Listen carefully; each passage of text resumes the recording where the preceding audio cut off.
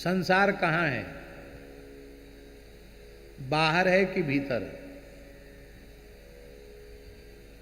तो उत्तर होगा कि संसार बाहर है, लेकिन यह उत्तर झूठा है। वस्तुतः बाहर संसार नहीं है, भीतर संसार प्रविष्ट है, इसलिए बाहर संसार दिखाई पड़ता है। भीतर यदि रघुनाथ जी प्रतिष्ठित हो जाएं तो फिर जित देखो तित श्याममयी है, फिर सी राममय सब जग जानी, करहु प्रणाम जोर जुग पानी। इसका आशय ये है कि अपने मन में संसार को प्रतिष्ठित नहीं करना है, अपने मन में जगत को प्रतिष्ठित नहीं करना है, अपने मन में जगन्नाथ को प्रतिष्ठित करना है।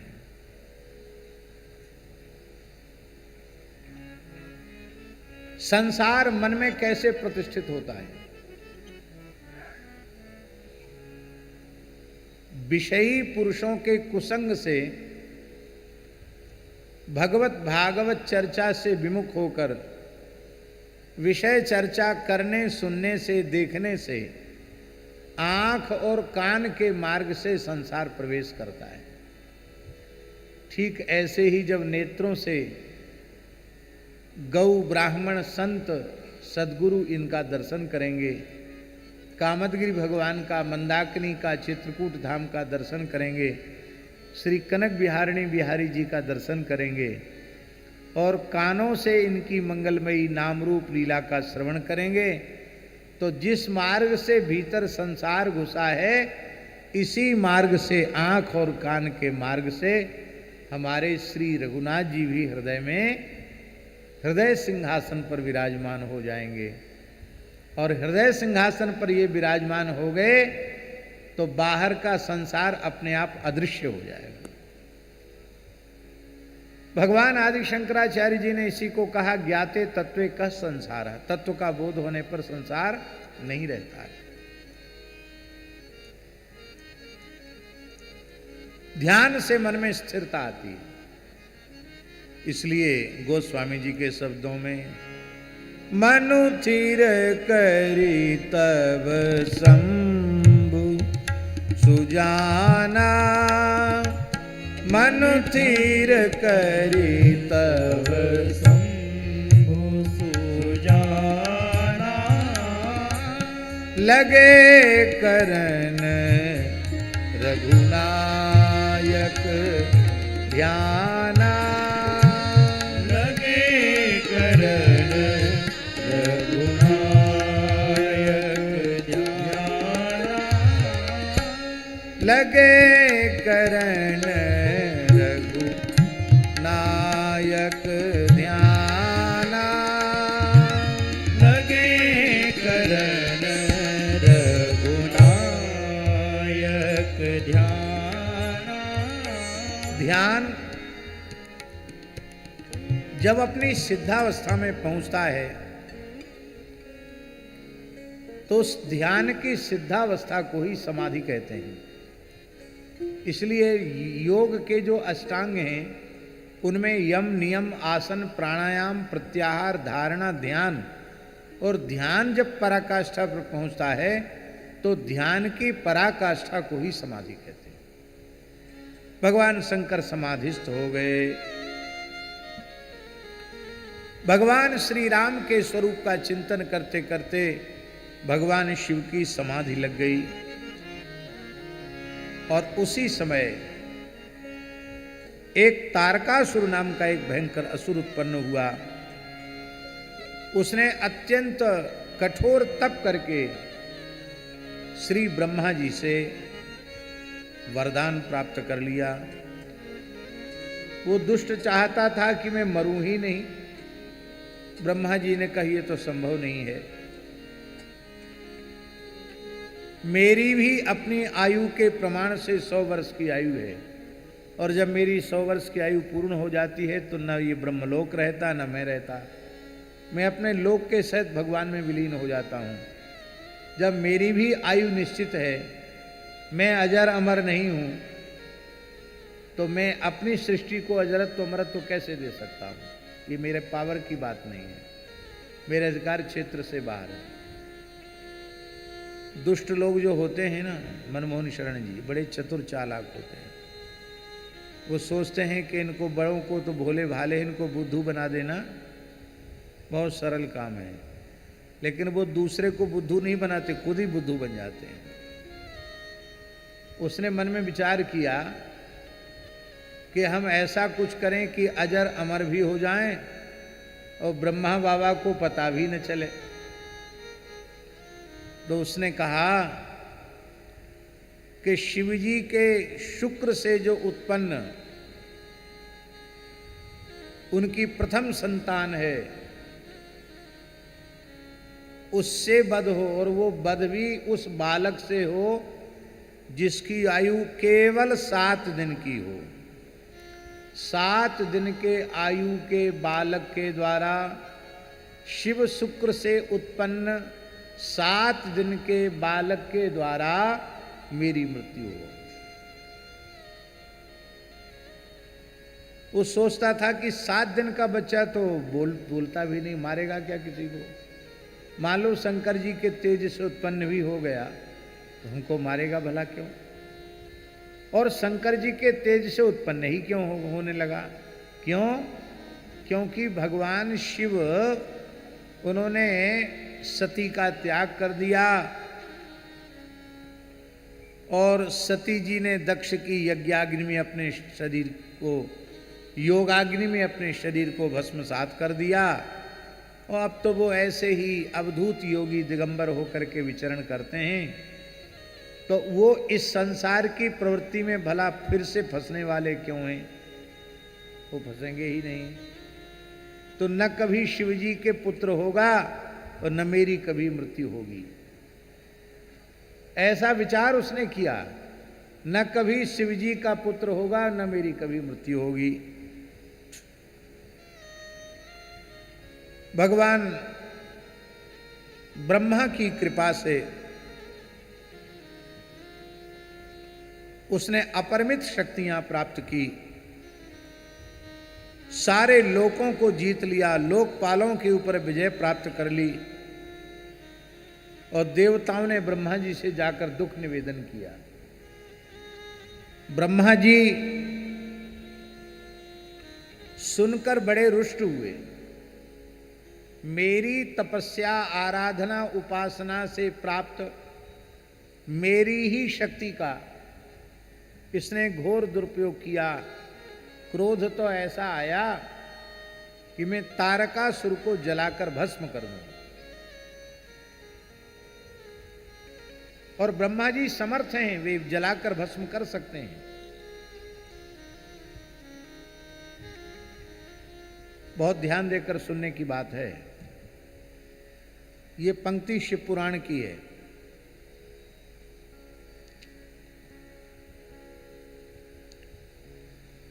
इसको वैयाकरण सिद्धांत कौमुदी में भी एक जगह उद्धरण के रूप में प्रस्तुत किया गया है, लेकिन ये पता नहीं चलता था कहाँ की पंक्ति है। जब हमने शिव पुराण का मूल पारायण किया उसमें ये पंक्ति आई। विषवृक्षोपि संवर्ध्य स्वयं छेत्तुमसाम प्रतम। ये शिव पुराण की पंक्ति है। विषवृक्षोपि संवर्ध्य स्वयं छेत्तुमसाम प्रतम। सज्जन पुरुष होते हैं, उनका कैसा स्वभाव होता है? साधु पुरुषों का, सज्जन पुरुषों का स्वभाव होता है कि धोखे से उनके द्वारा विष का वृक्ष लगा दिया जाए और उसका सिंचन कर दिया जाए, और बाद में जब वो वृक्ष बड़ा हो जाए, उसमें फूल आ जाएं, फल आ जाएं, जहर के फल लगने लग जाएं, और कोई कहे करे तुमने क्या कर डाला, ये तो जहर का पेड़ है। तो वे सज्जन पुरुष कहते भले ही ये जहर का पेड़ है, पर हम इसे अपने हाथ से काटेंगे नहीं। क्यों? क्योंकि मैंने इसका रोपण किया है, मैंने इसका सिंचन किया है, इसे पल्लवित, पुष्पित और फलित किया है, इसलिए हम अपने हाथ से इसको काट नहीं सकते। भले ही दुष्ट है तो रहने दो, बोले फिर क्या होगा? अरे होगा क्या, वो यही सो जो राम रचि राखा, पर हमने लगाया है तो हम अपने हाथ से नहीं काटेंगे।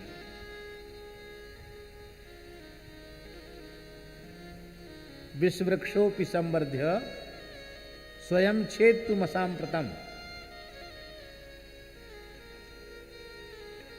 भारतीय सनातन संस्कृति में कितना अद्भुत औदार्य है, कैसी सूक्ष्म दृष्टि है, कैसा सूक्ष्म विचार है कि दुष्ट व्यक्ति का भी पालन पोषण करने के बाद, उसको आश्रय देने के बाद उसका विनाश सज्जन पुरुष नहीं चाहते। बोले वो सबके लिए खतरा बन रहा है तो उसका परिणाम क्या होगा?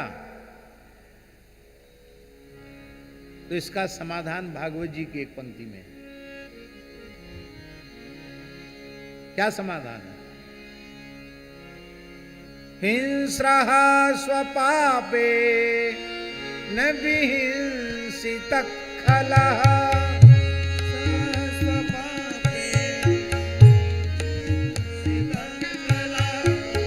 हिंस्रः स्वपापे न विहिंसित खलः।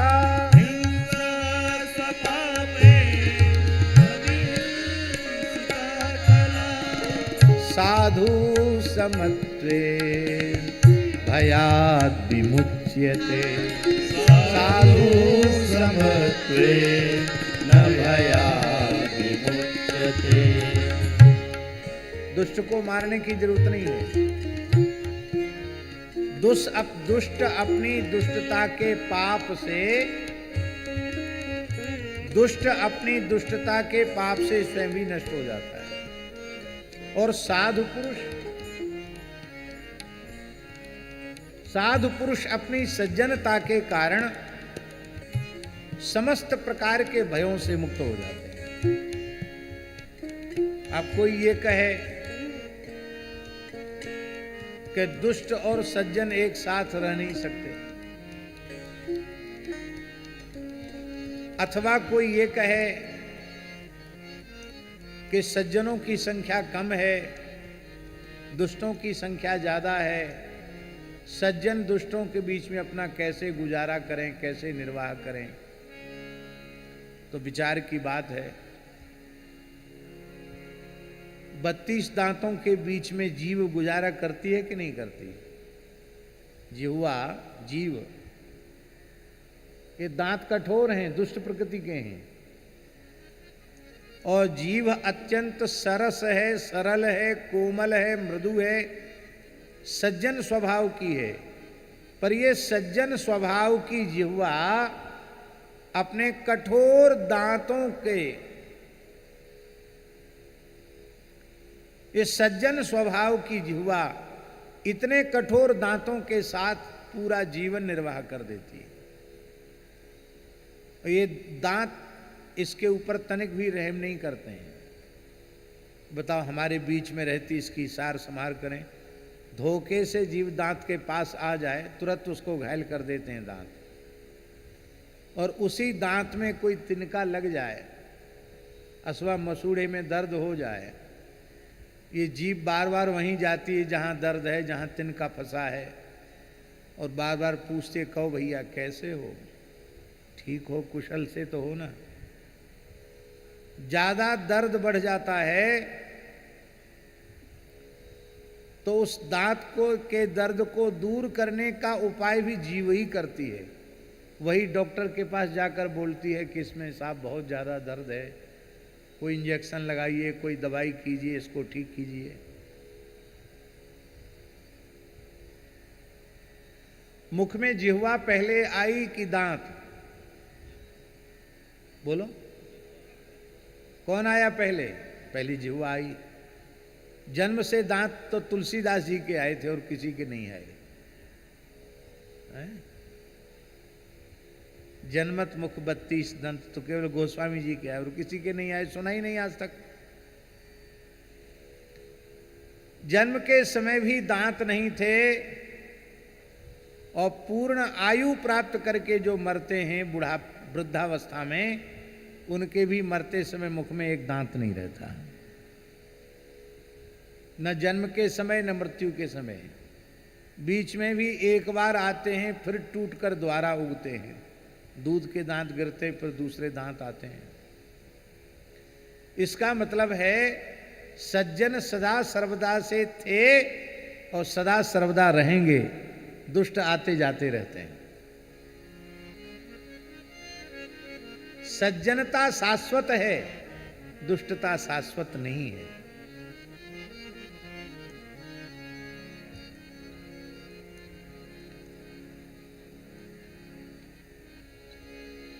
दांत कहते हम जिह्वा के साथ नहीं रह सकते, इसलिए वे नष्ट हो जाते हैं। और जीव कहते हम किसी के भी साथ रह सकते हैं, इसलिए वो रही चली आती है। दांतों की संख्या 32 है और जीव विचारी अकेली है।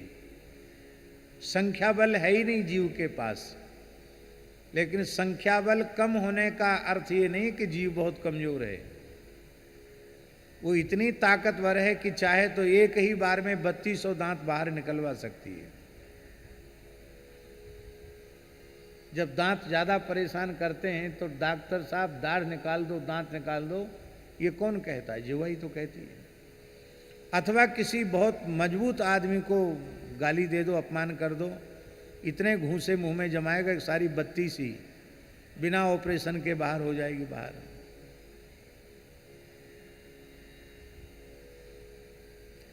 ये बहुत ऊंचा संदेश है। दुष्ट ने अपनी दुष्टता नहीं छोड़ी और सज्जन ने अपनी सज्जनता त्याग कर दी, तो पक्का रंग किसका हुआ? दुष्टता का कि सज्जनता का? दुष्ट ने दुष्टता नहीं छोड़ी, सज्जन ने सज्जनता छोड़ दी। इसका अर्थ है दुष्टता का रंग पक्का हुआ। अब आप विवेक पूर्वक उत्तर दीजिए, दुष्टता का रंग पक्का होना चाहिए कि सज्जनता का? सज्जनता का। हमारी सच्ची साधुता, सच्ची सज्जनता तब है जब किसी भी परिस्थिति में हम उद्विग्न न हो, हम क्षुब्ध न हो, क्रोध के वशीभूत न हो, अपनी साम्य अवस्था में बने रहें, क्षोभ रहित अवस्था में बने रहें। ये है शाश्वत। दुनिया के किसी भी व्यक्ति को लाओ, यहां तो सब डॉक्टर ही डॉक्टर बैठे हैं, एक से एक बड़े डॉक्टर। डॉक्टर नहीं है तो डॉक्टरी विभाग को अच्छी प्रकार से जानने समझने वाले लोग हैं। क्या कोई भी मनुष्य निरंतर काम के आवेश में रह सकता है? 24 घंटे काम के आवेश में रह सकता है क्या? नहीं रह सकता। 24 घंटे की छोड़ दो, 1.5-2 घंटे भी नहीं रह सकता। क्या कोई मनुष्य सदा सर्वदा क्रोध के आवेश में रह सकता? नहीं रह सकता। थोड़ी देर में क्रोध ठंडा होने लग जाएगा। न सदा लोभ के आवेश में, न सदा काम के, न क्रोध के, न मोह के, इन सब विकारों के आवेश में मनुष्य अधिक समय तक नहीं रह सकता। किंतु क्षमा, दया, करुणा, सहजता, सरलता, शांति, साम्यावस्था में जीवन भर रह सकता है। इसलिए हमारी वास्तविक प्रकृति वही है जिसमें हम पूरे जीवन पर्यंत रह सकते हैं, और उसी अपनी प्रकृति में ही रहना चाहिए, अपनी प्रकृति में जीना चाहिए। दुष्टों के भी विनाश का संकल्प नहीं करना चाहिए, दुष्टों का भी अशुभ नहीं चाहना चाहिए। दुष्ट अपनी दुष्टता से स्वयं ही समाप्त हो जाते हैं, और सज्जन पुरुष साधु समत्वेन भयाद विमुच्यते। साधु पुरुष अपनी समता से समस्त प्रकार के भयों से विमुक्त हो जाते हैं। तो ब्रह्मा जी ने कहा, ये शिव पुराण की बात बता रहा हूं मैं, ब्रह्मा जी ने कहा कि मैं तारकासुर को नष्ट कर सकता हूं, लेकिन हे देवताओं, इससे सज्जनता पर कलंक लग जाएगा। सज्जन पुरुष विष वृक्ष का रोपण करके उसको सींच करके बड़ा करने के बाद अपने हाथ से उसको काटते नहीं हैं, इसलिए हम नियति पर छोड़ देते हैं। तुम लोग सहन करो, कोई बात नहीं, हम उपाय जरूर बताते हैं। क्या? सब सन कहा बुझाय विधि, दनुज निधन तब होए, शंभु शुक्र संभूत सुत, यही जीतय रण सोए। भगवान शिव के शुक्र से उत्पन्न पुत्र ही इसका वध कर सकता है। यद्यपि भगवान शंकर की पत्नी सती ने हिमालय नंदिनी के रूप में जन्म ग्रहण कर लिया है और भगवान शिव की प्राप्ति के लिए कठोर तपस्या की है, किंतु भगवान शिव शरीर संसार से अपने मन का सर्वतः उपराम करके समाधि लगाकर बैठ गए हैं। और भोले बाबा की समाधि कब खुलेगी इसका कोई ठिकाना नहीं। कल आप लोगों ने सुना ना, बीते संबत 87 तजी समाधि शंभु अविनाशी। बीते संबत 87 तजी समाधि शंभु अविनाशी। 87,000 वर्ष तक शंकर जी समाधि में बैठे रहे। जब सती जी हिमालय पर ही निवास, कैलाश पर ही निवास कर रही तब, और अब तो कोई काम ही नहीं है और देवताओं की हालत खराब है। पूरे ब्रह्मांड में देवता थर-थर कांप रहे हैं, इधर उधर छिप रहे हैं तारकासुर के भय से।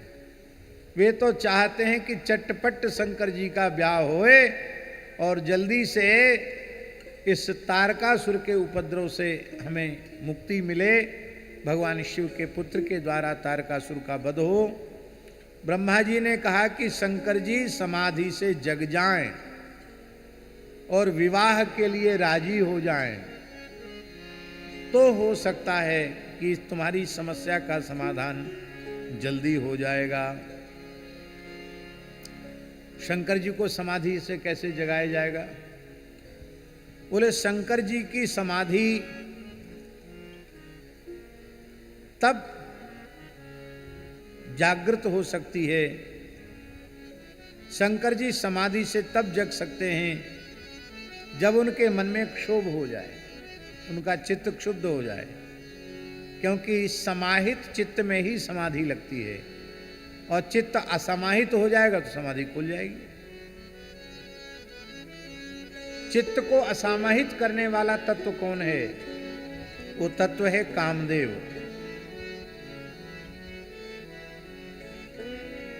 कामदेव चित्त को शुद्ध कर देता है।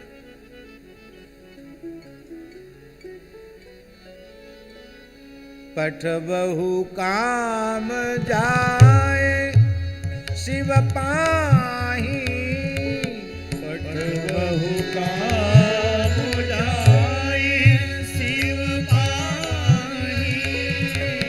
करे क्षोभ शंकर मन माही, करे क्षोभ शंकर मन माही। तब हम जाए शिवहि सिरुनाई, तब हम जाए शिवहि सिरुनाई। करवाऊ विवाह बरियाई, करवाऊ विवाह बरियाई। कामदेव जाकर के अपने बाणों का प्रयोग करे, शंकर जी समाधि से जागृत हुए और जैसे शंकर जी समाधि से जगेंगे हम सब देवता हाथ पैर जोड़ करके उनको प्रार्थना करके बरियाई, बरियाई माने हठात हठ पूर्वक प्रेमाग्रह पूर्वक उनका विवाह करा देंगे और फिर समस्या का समाधान हो जाएगा। कामदेव ने कहा महाराज हमको भेज तो रहे हो, लेकिन हमें ज्ञात है कि वे प्रलयंकर हैं। उनके भजन में विक्षेप हुआ और कहीं उनमें क्रोध उत्पन्न हो गया तो हमारी खैर नहीं। तो देवताओं ने कामदेव को थोड़ा धार पर चढ़ा दिया। अरे बोले कोई बात नहीं, आप तो महात्मा हैं, हैं? परोपकाराय सताम विभूतया, सज्जनों की विभूति परोपकार के लिए होती है। स्वार्थ सिद्धि में लगा हुआ मनुष्य किसी को परोपकार की प्रेरणा भी इसलिए देता है कि उसके स्वार्थ की सिद्धि हो जाए। इसका बुरा होगा भला होगा उससे कुछ नहीं है, हमारे स्वार्थ की सिद्धि होनी चाहिए। किंतु कामदेव ने यह जानते हुए भी कि मैं लौट कर अब आऊंगा नहीं, भजन में विक्षेप होने पर उन्हें क्रोध अवश्य होगा और शिव के क्रोध से बच पाना मेरे लिए संभव नहीं है। ये कामदेव अच्छी प्रकार से जानते हैं, लेकिन फिर भी बड़े लोगों की आज्ञा का पालन किया कामदेव ने।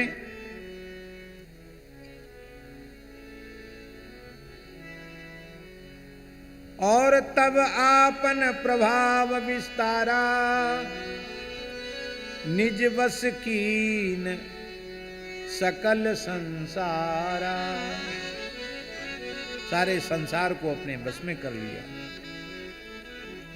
बड़ा साहित्यिक और बड़ा अद्भुत वर्णन गोस्वामी तुलसीदास जी ने किया है।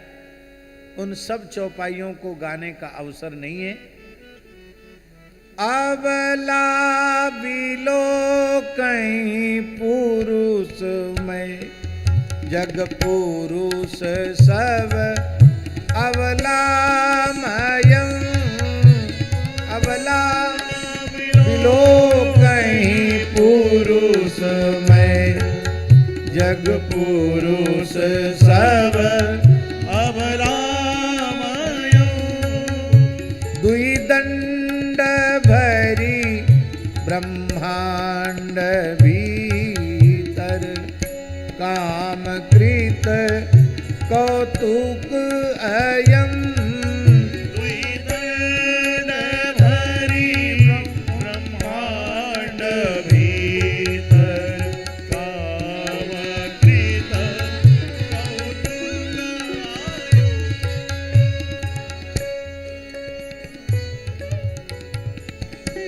ऐसी विचित्र स्थिति संसार की होगी केवल 2 दंड में।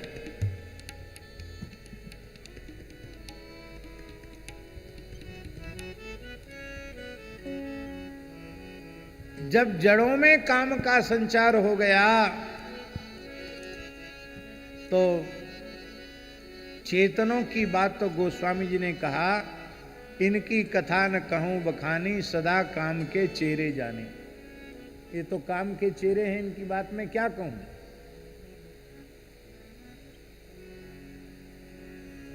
धरी न काहू धीर, सबके मन मन सिज हरे। गोस्वामी जी की लेखनी बहुत सावधान है। धरी न काहू धीर, सबके मन मन सिज हरे। सबका धैर्य छूट गया। सबके मन का मन सिज माने मन में उत्पन्न होने वाले काम ने सबके चित्त को क्षुब्ध कर दिया। तो सब में तो सब आ गए? बोले नहीं, कुछ बच भी गए। कौन बचे? जे राखे रघुवीर ते उबरे ते ही काल महू जे राखे रघुवीर। श्री राम जी ने जिनको रखा, अर्थात जिनमें अपने ज्ञान का बल, अपनी भक्ति का बल, अपने वैराग्य का बल, अपने साधन का बल नहीं है, जिनमें केवल भगवत शरणागति का बल है, केवल भगवान का बल है, वे बच गए। भगवान का बल ही सर्वोपरि बल है। जो अपने बल पे थे वो डूब गए। नाम का बल, रूप का बल, लीला का बल, धाम का बल, संत सदगुरु का बल।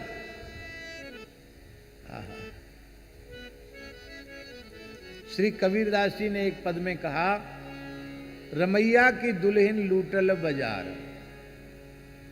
रमैया की दुल्हन माया, राम जी की दुल्हन माया ने सारा संसार का बाजार लूट गया। ब्रह्मा लूटे, शंकर लूटे, नारद मुनि के परी है पिछार।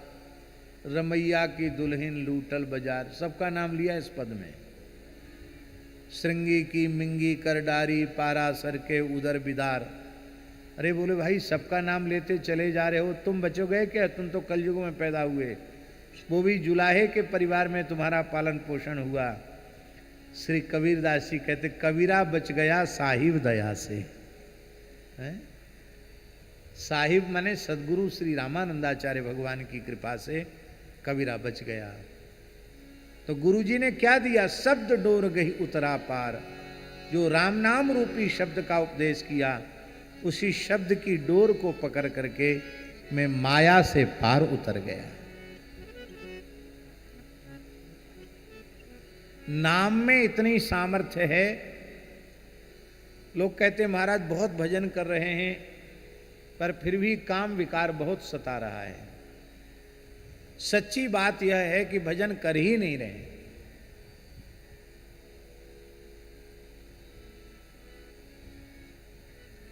मन, मंत्र और ये तुलसी का मन का, ये तीन माँ है। मन, मंत्र और मन का। इन तीनों मकारों को एक करके जपिए, फिर देखिए। अच्छा, ईमानदारी से बताओ, आप प्रेम से डूबकर जब कीर्तन करते हैं, उसमें आप में कोई विकार रहता है? ये नमूना है। ऐसे ही प्रेम से नाम जप करने वाले और निरंतर नाम का रसास्वादन करने वाले, उनमें विकार होगा?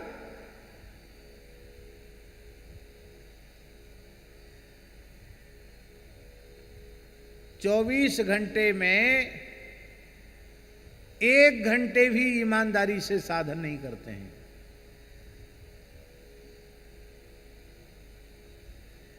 ईमानदारी से साधन 1 घंटे का भी नहीं है। बातें लंबी चौड़ी करते हैं। वो लंबी चौड़ी बातें करने वालों में दूसरे नहीं, हम पहले नंबर पे हैं। इन महु प्रथम रेख जग मोरी। ऐसा नहीं आप सोचना कि हम दूसरों के लिए कह रहे हैं, स्वयं के लिए बोल रहे हैं।